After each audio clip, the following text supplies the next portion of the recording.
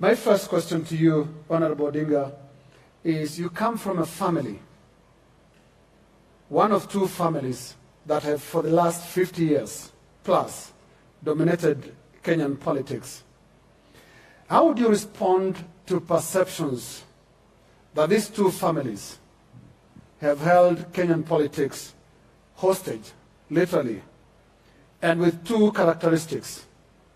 One family moving with a sense of entitlement in terms of leadership, and another with a sense of victimhood.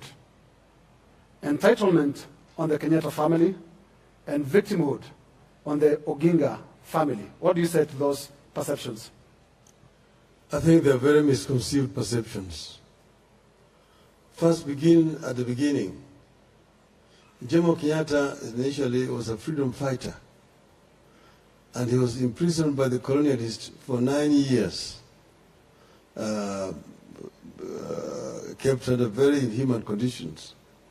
Jaramogi, on the other hand, became a freedom fighter and fought for the release of Kenyatta.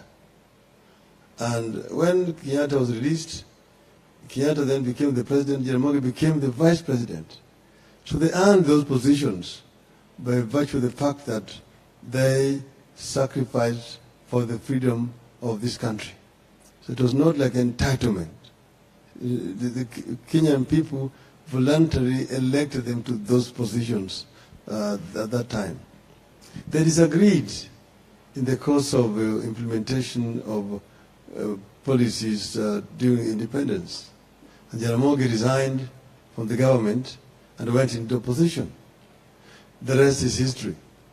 Jaramogi became a leader of the opposition until he died. I, on my side, I was involved in what we call the second liberation, not by invitation from my father, but basically out of conviction.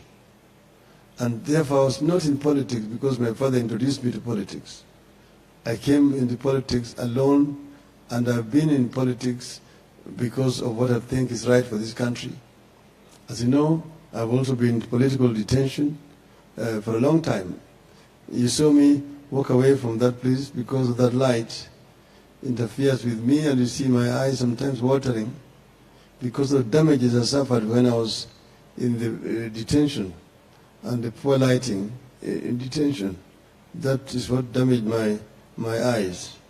Now, I have continued on this because I represent the force for change in the country.